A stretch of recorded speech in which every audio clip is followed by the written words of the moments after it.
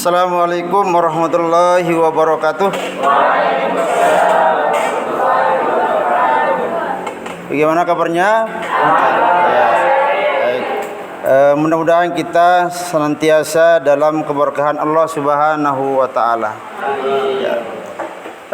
Baik, saya akan memulai pembelajaran pada hari ini dengan menampilkan slide pertama, ya, itu bisa kalian lihat, ya.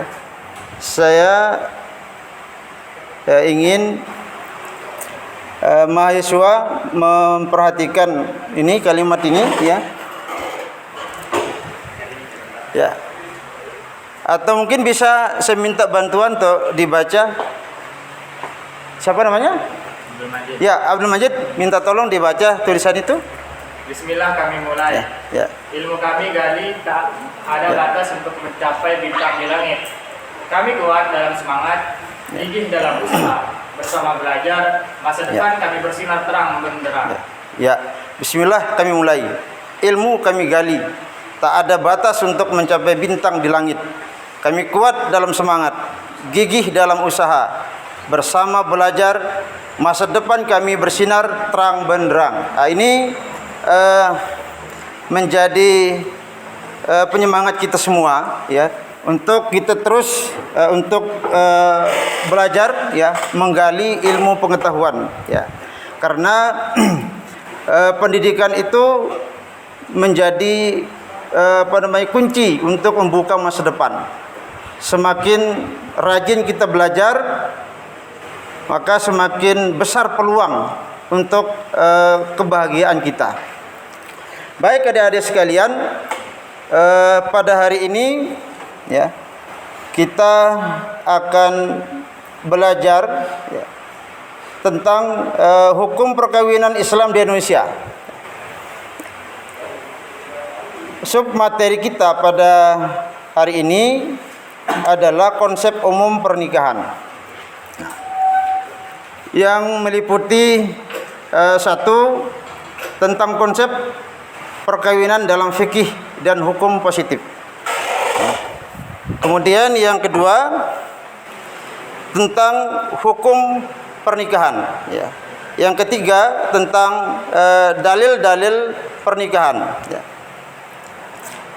Yang berikutnya, yang keempat adalah tentang rukun, syarat, dan pencatatan pernikahan.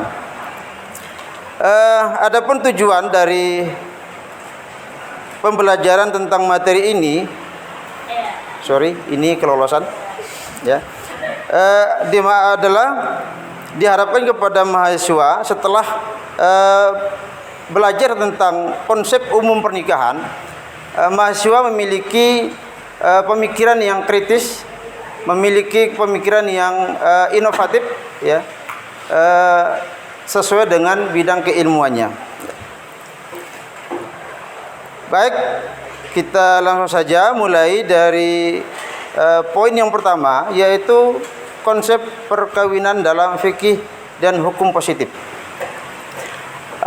Barangkali sebelum saya menjelaskan tentang konsep perkawinan dalam fikih dan hukum positif ini, mungkin ada di antara mahasiswa yang bisa memberikan definisi tentang apa itu perkawinan, baik dalam fikih konvensional atau fikih yang kita kenal selama ini maupun dalam bidang hukum positif. Ada? Coba. Siapa yang bisa memberikan definisi? Tidak ada? Ya, karena belum. Oh, ada ya? Oh, tidak ada. Ya, karena belum pernah mempelajarinya. Ya, baik. Kalau begitu kita langsung saja lihat. Ada beberapa konsep perkawinan dalam fikih maupun hukum positif. Pertama, ya, definisi perkawinan atau pernikahan, ya. Ya, saya ulangi lagi bahwa di awal tadi saya mengingatkan atau memberikan motivasi kepada mahasiswa agar semakin giat, semakin gigih dan bersemangat di dalam menimba ilmu pengetahuan, ya, untuk menjadi bekal kehidupan di masa yang akan datang. Artinya adik-adik mahasiswa jangan terlalu cepat untuk memikirkan pernikahan. Jangan terhipnotis dengan gambar yang ini, ya. Jangan terhipnotis, jangan terpancing emosinya untuk cepat-cepat mau nikah. Ya, seperti yang saya katakan tadi bahwa ilmu pengetahuan itu atau pendidikan itu merupakan kunci untuk membuka masa depan. Nah, bahkan ada mengatakan bahwa pendidikan itu akan mengantarkan masa depan dan masa depan. Ya, masa depan dan masa depan. Nah, artinya kenapa itu perlu kami sampaikan, ya, selaku dosennya, karena dari beberapa pengalaman bahwa menikah itu tidak gampang, ya. Jadi menikah itu tidak sekedar merubah status lajang. Kemudian menikah juga bukan seperti orang lomba lari. Siapa yang cepat dia yang dapat. Ya. Ya, tetapi itu bagaimana kita memantaskan diri. Artinya sudah pantaskah kita, sudah punya bekalkah kita untuk menuju ke arah membangun rumah tangga atau belum.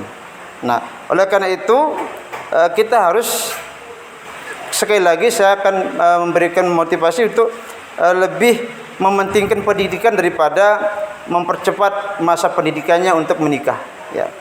Oke, kita lanjut saja. Tadi sudah saya tanyakan apakah mahasiswa ada yang bisa memberikan tentang pengertian pernikahan atau perkawinan, baik menurut fikih maupun hukum positif. Ya, yang pertama definisi yang diberikan oleh kalangan ulama Hanafiyah, ya, tentang konsep pernikahan. Ya, jadi pernikahan itu adalah akad yang menghasilkan faedah dalam melakukan hubungan suami istri secara sengaja. Ya. Yang kedua, di kalangan ulama Syafi'iyah mengatakan bahwa akad atau nikah itu adalah akad yang mengandung kebolehan melakukan hubungan suami istri dengan lafaz nikah atau kawin, atau yang memiliki makna yang sama dengan nikah atau kawin.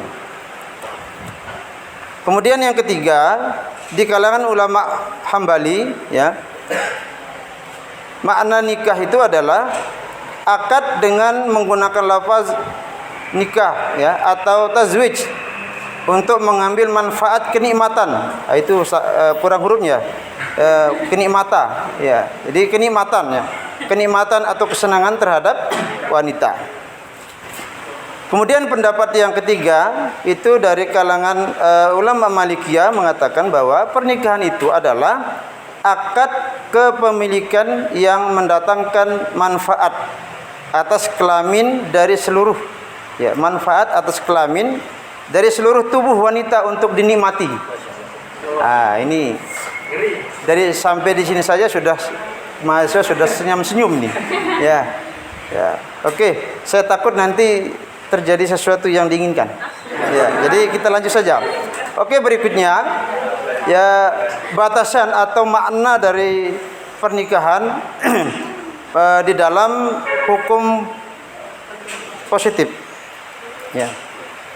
Pertama, ya, Undang-Undang Perkawinan tahun 1974, di mana pernikahan itu atau perkawinan itu adalah sebuah ikatan lahir batin antara seseorang pria dengan seorang wanita, ya, sebagai suami istri, dengan tujuan membentuk keluarga rumah tangga yang bahagia dan kekal berdasarkan ketuhanan yang Maha Esa.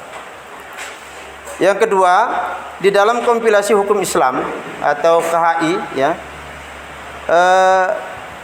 memberikan penjelasan tentang makna dari pernikahan itu ialah akad yang sangat kuat atau mitsaqan gholizon untuk mentaati perintah Allah dan melaksanakannya merupakan ibadah. Hukum pernikahannya. Yang pertama, ya, hukum pernikahan itu adalah jaiz. Tahu apa arti jaiz? Apa itu jaiz? Ya, boleh, ya. Tidak dilarang. Tidak dilarang. Ya, artinya dan ini makna jaiz ini merupakan makna asal daripada nikah, ya. Jadi boleh, tidak dilarang. Kemudian hukum nikah yang kedua itu adalah sunnah. Ya. Kapan hukum sunnah itu berlaku? Jadi sunnah itu berlaku apabila keadaan seseorang itu sudah memiliki kemampuan, ya, sudah memiliki kemampuan untuk memberikan nafkah, baik nafkah dirinya sendiri maupun nafkah untuk calon wanita yang akan dinikahi. Nah, jadi kalau sudah memiliki kemampuan, ya, dari segi material, ya, atau finansial istilah sekarang, dan nafkah batin, ya, maka nikah bagi dia adalah sunnah, ya. Dan ini adalah hukum yang direkomendasi, ya. Jadi direkomendasi. Nah, tetapi sunnah ini bisa berubah menjadi wajib. Nah, kapan dia wajib? Hukumnya menjadi wajib apabila seseorang telah mampu untuk memberikan nafkah, baik nafkah dirinya sendiri maupun nafkah kepada istrinya, dan, ya, dia takut untuk terjerumus dalam perzinahan. Nah, apabila ada orang, ya, kondisinya seperti itu, dari segi finansial orang dia kaya walaupun dia tidak milioner, ya, tetapi untuk makan atau kebutuhan sehari-hari dia bisa. Kemudian dari segi nafkah batin juga dia tidak diragukan, ya, tidak diragukan, ya. Nah, jadi wajib bagi dia, ya. Ya, seperti misalnya ada pasangan muda-mudi yang sedang dimabuk cinta, ya. Jadi dia sudah, apa istilah sekarang, ngebet dia. Dia sudah sangat ngebet sekali, ya. Dalam pikirannya tidak pernah hilang si buah hati belahan jantung, ya. Jadi, nah, di satu sisi calon laki-laki ini adalah orang yang kaya misalnya, atau orang yang mampu memberikan nafkah. Nah, maka dalam hal itu wajib bagi dia, ya, bagi dia. Kenapa? Karena kalau tidak segera menikah, maka dikhawatirkan nanti setan akan menjalankan aksinya lebih dahsyat yang bisa membuat dia menjadi berbuat zina, ya. Ya. Kemudian hukum wajib ini juga bisa berubah menjadi haram, ya. Kapan dia haram? Ya, apabila kondisi seseorang yang telah mampu untuk memberikan nafkah, baik nafkah batin maupun nafkah zahir, ya, baik nafkah untuk dirinya sendiri maupun nafkah untuk pasangannya, ya, tetapi ada niat, ya, dia ada niatnya untuk menyakiti pasangannya, ya. Nah, oleh karena itu hukumnya menjadi haram dia menikah, ya. Kenapa? Karena apabila, ya, pernikahan itu dilangsungkan, maka ada pihak yang akan tersakiti. Saya tanya dulu nih, perempuan yang mahasiswi, mau disakiti atau tidak? Nah, itu jadi tanpa ditanya pun juga tidak ada manusia di dunia ini mau disakiti. Ya, jangankan disakiti karena dia hanya dia, ya, disakiti dengan cara menambahkan jumlah istrinya saja sudah sangat tersakiti. Nah, jadi tetapi itu tidak masuk dalam ranah ini. Jadi yang dimaksud menyakiti di sini adalah bisa terjadi kekerasan rumah tangga. Ya, KDRT ya. Bisa terjadi KDRT atau apa namanya? Kekerasan yang berbentuk nonverbal seperti menyakiti hatinya. Mungkin nanti itu masuk juga apa namanya poligami itu termasuk dia menyakiti secara nonverbal verbal. Ya, kalau yang verbalnya kan mukul, nendang gitu kan.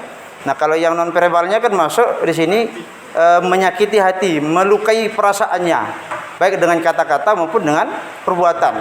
Ini perbuatan ini ya dia nikah diam-diam ya. Nah, makanya nanti kalau adik-adik sudah punya suami, daripada dia nikah diam-diam, ya lebih baik dianjurkan saja. Tidak. Setuju enggak? Oh ya. Oh ya. Nah, itu ya, jadi langsung bereaksi ya. Biar langsung bereaksi. Ya. Baik adik-adik sekalian, oke, sampai di sini ada pertanyaan enggak? Enggak ada juga. Ini kalian enggak pernah belajar ya? Ya. Oke, begitu. Oke. Baik, kalau begitu kita lanjut ke materi selanjutnya, yaitu tentang dalil-dalil pernikahan. Ya, banyak sekali di dalam Al-Qur'an ayat-ayat Al-Qur'an yang menerangkan tentang pernikahan itu. Misalnya ada Quran surat Az-Zariyat 49, ada surat Yasin 36, ada Quran surat Al-Hujarat ayat 13. Nah, ayat ini menjelaskan tentang hakikat dari pernikahan ya, atau perkawinan. Ya. Sebelum lanjut kepada ayat Quran yang lain, saya minta kita bahas ya beberapa ayat yang terkait dengan hakikat dan tujuan perkawinan ini ya. Ada yang bisa membantu saya, misalnya kita ambil surat Az-Zariyat ya. Ayat 49. Siapa kira? Ada yang ya, silakan. Siapa namanya? Arya. Ya, nama yang sangat cantik. Bukan cantik. Nama yang sangat baik ya. Ya. Jadi pertahankan nama itu. Surat Az-Zariyat ayat 49. Minta tolong dibacakan.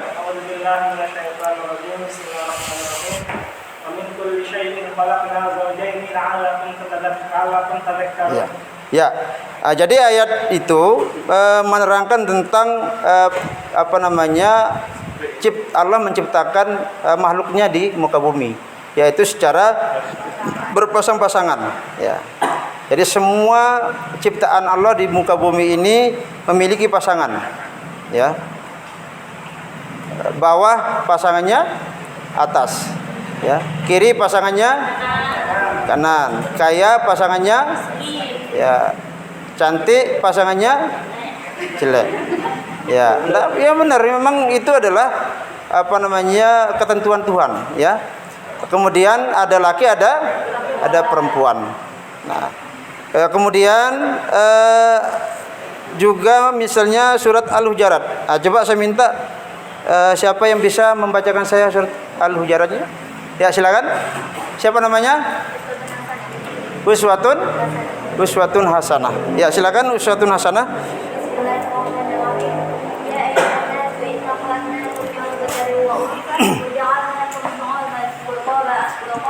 Wa qabaila.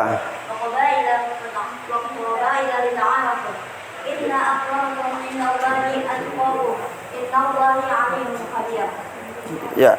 Ya, ayat itu juga menerangkan tentang ciptaan Allah Subhanahu wa taala, di mana ciptaan yang berpasang-pasangan itu memiliki makna dan mengandung hikmah yang sangat besar ya. Bayangkan saja kalau tidak ada perbedaan, artinya laki semua atau perempuan semua, gimana jadinya? Ya. Nah, makanya nanti pada sesi tentang rukun dan nikah itu akan muncul itu ya. Baik, jadi ayat-ayat yang dibaca tadi oleh mahasiswa mengenai tentang hakikat dan tujuan perkawinan. Berikutnya tentang hikmah perkawinan, yaitu Quran surat Ar-Rum ayat 21. Ada yang bisa membantu untuk dibacakan? Ya, sebut namanya. Siapa namanya? Oh ya, silakan dibaca.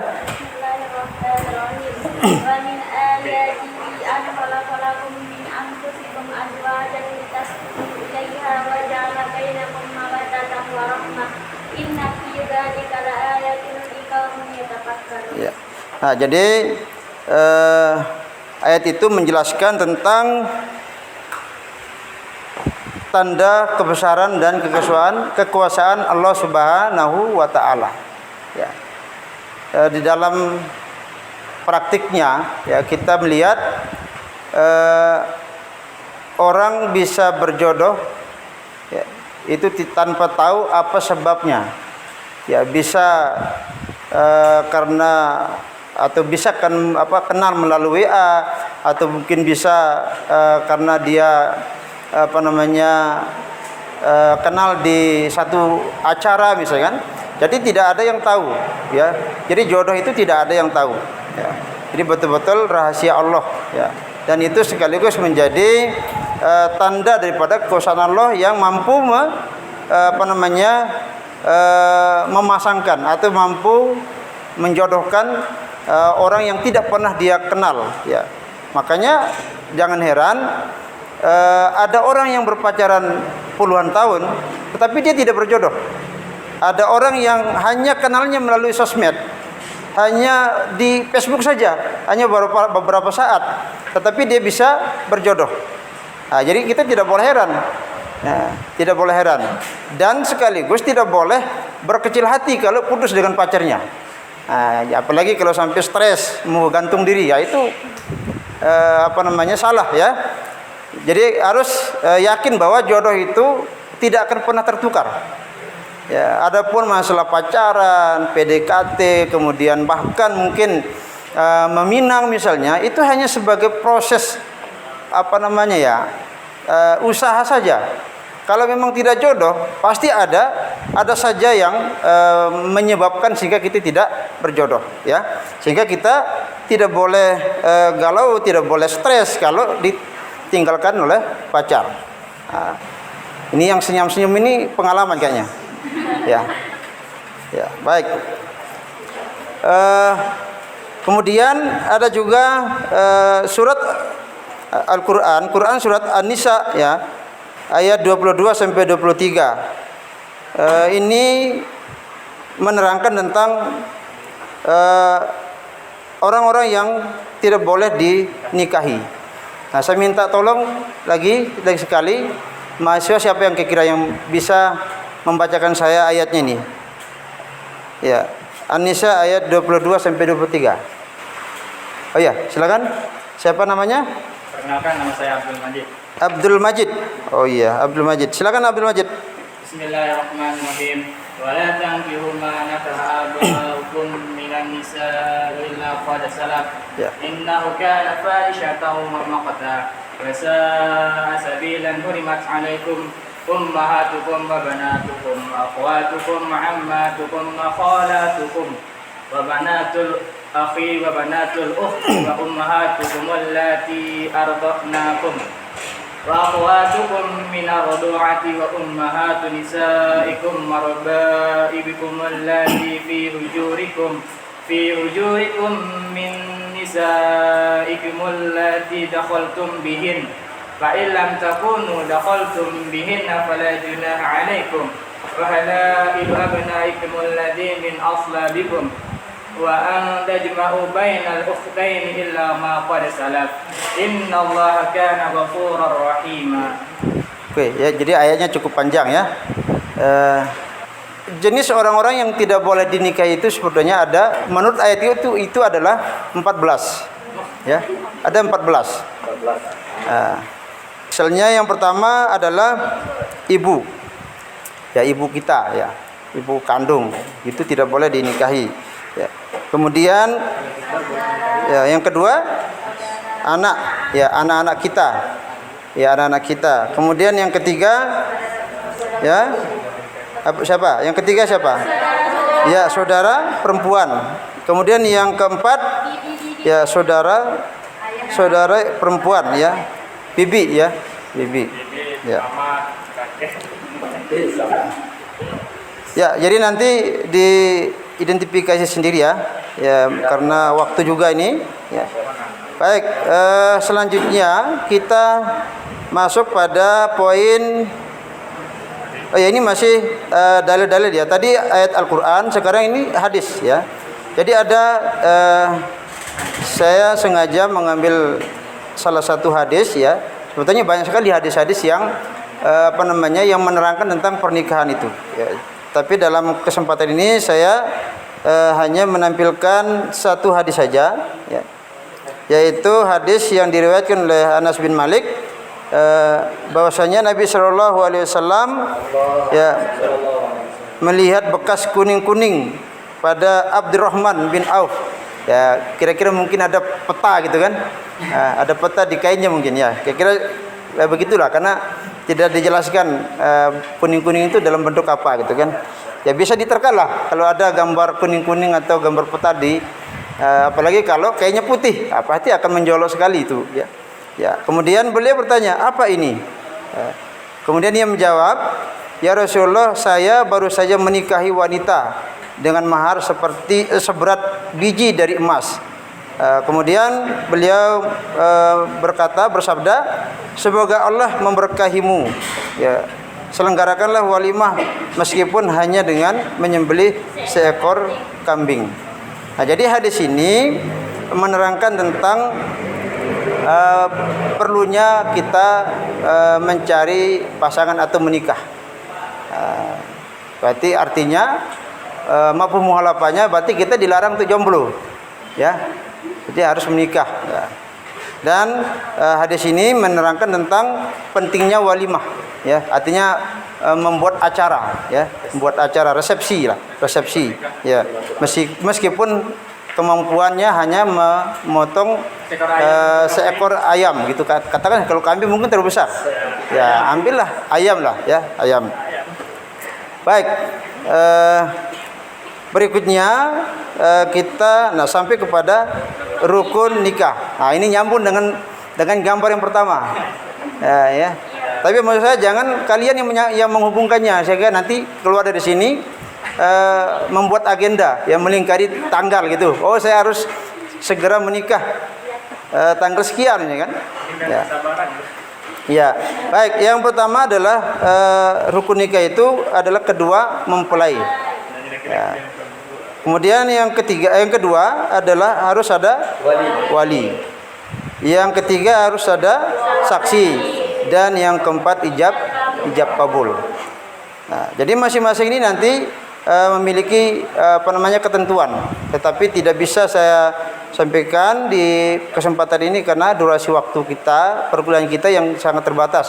Karena ada mata kuliah lagi yang akan mengisi di ruangan ini, ya.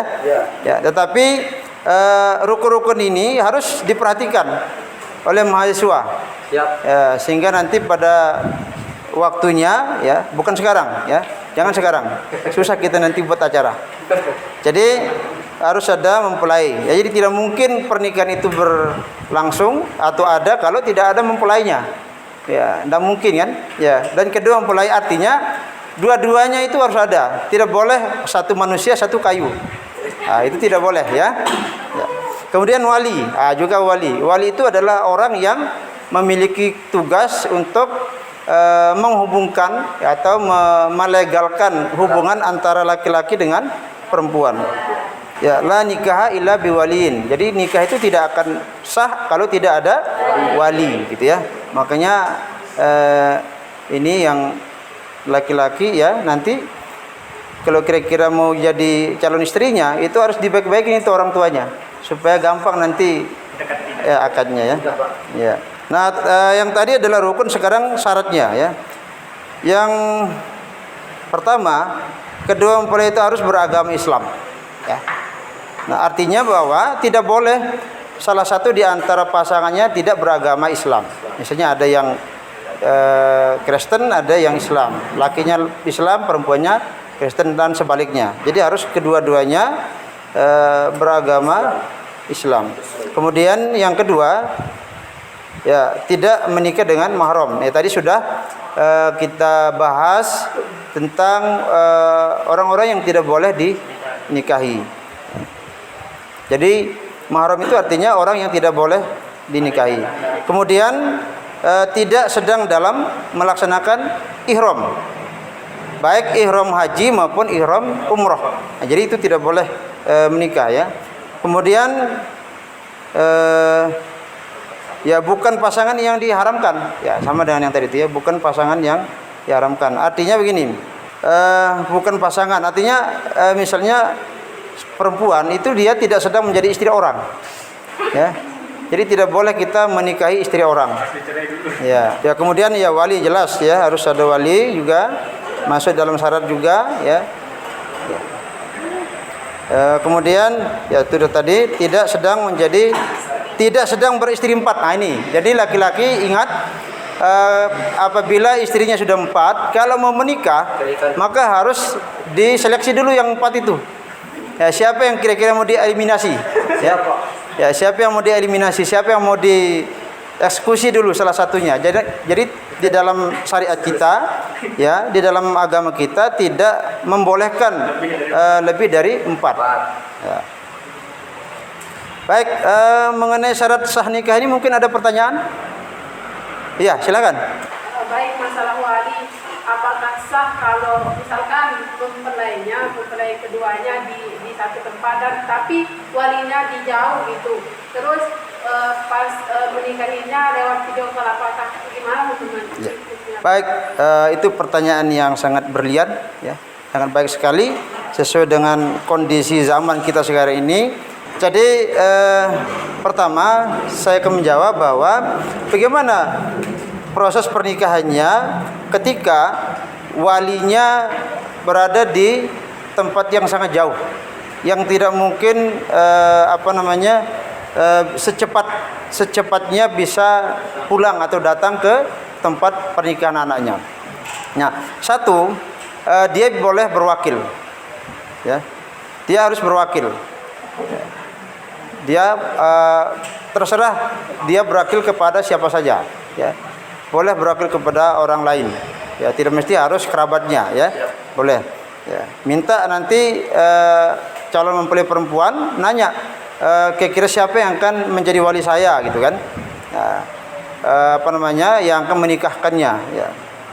Nah, kemudian kalau dan lebih abdalnya itu menggunakan wali hakim sebetulnya, ya, kalau tempatnya yang jauh, ya. Artinya tidak boleh menggunakan urutan wali yang kedua, ya. Yang pertama kan ayah, yang kedua kakek. Jadi kalau ayahnya masih hidup dan dia tidak bisa menjadi wali pada anaknya, putrinya, maka petugas itu tidak boleh langsung mencopot atau memanggil wali yang urutan yang kedua, ya. Lebih baik dia menggunakan wali hakim kalau dia tidak ada perwakilannya, ya. Kenapa? Karena nanti perwakilan itu harus ada yang menyaksikan, ya, baik secara tertulis maupun tidak tertulis. Nah, kemudian pertanyaan yang lain dalam hal ini mengenai bolehkah menggunakan teknologi yang sekarang ini, ya, bisa misalnya video call, WA, kemudian apa lagi? Ya, nah boleh, ya, boleh, tapi dengan syarat betul-betul diyakini bahwa memang dia adalah walinya. Nah, jadi itu ya jawaban dari saya, ya. Ada lagi pertanyaan yang lain? Ya silakan. Ya, 2 saja, ya. Nama saya Syafiqur Rahman. Ya. Pertanyaan saya ini, Pak. Misalkan ada suatu wilayah, ada orang menikah. Di sana dalam satu wilayah itu semuanya bisu, Pak, kecuali mempelai.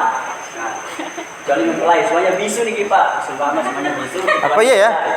Ya, itu sudah tidak apa-apa. Itu namanya pertanyaan, kan? Dalam wilayah itu tidak ada sinyal, terus keluarga yang mempelai itu juga atau yang mempelai perempuan itu jauh, tidak memungkinkan untuk datang. Bagaimana cara kita mengatasinya supaya ijab kabul kedua mempelai tersebut sah Pak. Termasuk walinya bisu. Bisu semuanya Pak. Ini seumur-umur nih kok ada ya? Seumpama Ya, Pak. ya betul. Jadi termasuk hakimnya bisu juga. Hah? Termasuk hakimnya bisu. Bisu juga Pak semuanya Pak. Semua. Luar biasa. Jadi orang yang ada di tempat itu tidak ada yang bisa berbicara Kecuali mempelai laki-laki. kecuali mempelai laki-laki. Nah, pertanyaannya bagaimana cara untuk ijab kabulnya? Apakah boleh dengan isyarat atau menggunakan tulisan gitu ya? Ya ijab. Kalau memang betul-betul ya di desa itu tidak ada yang kan begini sebenarnya solusinya. Wali yang bisu itu bisa berwakil kepada orang yang tidak bisu. Nah, Tetapi kalau memang betul-betul dalam sekecamatan itu ya, satu kecamatan itu ya, oke, katakan satu kabupaten itu bisu semua, maka boleh. Ya, boleh. Dalilnya apa? Ad-darurah tubihu minal mahzurat. Jadi dalam kondisi yang darurat, ya, hukum yang tadinya tidak boleh itu bisa saja menjadi boleh. Ya. Tetapi itu iya. Ya, tapi tidak menutup kemungkinan kan dengan ya artinya ya betul benar. Ya. Jadi intinya begini. Dalam sebuah perkara hukum, ya, dalam sebuah perkara hukum apapun namanya, kalau memang betul-betul kondisinya sangat darurat, maka sesuatu yang tidak dibolehkan itu menjadi boleh, ya. Pada materi ini memberikan pesan ya kepada kita semua, ya, kepada mahasiswa, kalau mau menikah jangan mau dinikahi tanpa ada buku nikah. Ya. Jadi jangan kalian itu bangga namanya itu ditulis di status sosial media saja, atau tetapi harus bangga kalau namanya bisa ditulis di dalam buku nikah. Kenapa? Karena perempuan itu ibarat gembok yang masih sedang terkunci kuat, gitu ya. Ya, terkunci rapat. Nah, untuk membuka gembok itu harus memiliki legalitas formal, yaitu buku nikah. Artinya bahwa pernikahannya itu tercatat di negara, ya. Jadi tercatat di negara, ya. Kenapa? Karena sangat besar dan banyak sekali manfaatnya, ya. Pernikahan itu dicatat, ya. Jadi pencatatan pernikahan itu merupakan proses administratif yang melibatkan pendaftaran dan dokumen. Jadi mulai dari proses awalnya sampai dengan keluarnya buku nikah itu yang dimaksud dengan pencatatan pernikahan, sehingga pernikahannya itu terdaftar di negara. Dan pejabat yang akan mencatat yaitu mengadministratif pernikahan itu namanya KUA, ya, kepanjangan dari kantor urusan, ya. Kenapa? Karena KUA ini diberikan wewenang, ya, untuk mencatat atau mengadministrasi kasus-kasus pernikahan di masyarakat. Dengan demikian kesimpulan dari perkuliahan kita pada hari ini adalah, ya, satu, perkawinan bukan sekedar hubungan antara laki-laki dan perempuan untuk hidup bersama, ya, berdasarkan kebutuhan biologis, ya. Tetapi perkawinan merupakan suatu yang sakral, ya, yang penuh dengan pertanggungjawaban, ya. Yang kedua, perkawinan merupakan sarana bagi umat Islam dalam mengembangkan keturunan sehingga menjadi pembeda antara manusia dengan makhluk Tuhan yang lain, ya. Demikian yang dapat saya sampaikan. Mari kita tutup dengan sama-sama melafazkan hamdalah. Alhamdulillahirabbil alamin. Ya, terima kasih. Wassalamualaikum warahmatullahi wabarakatuh.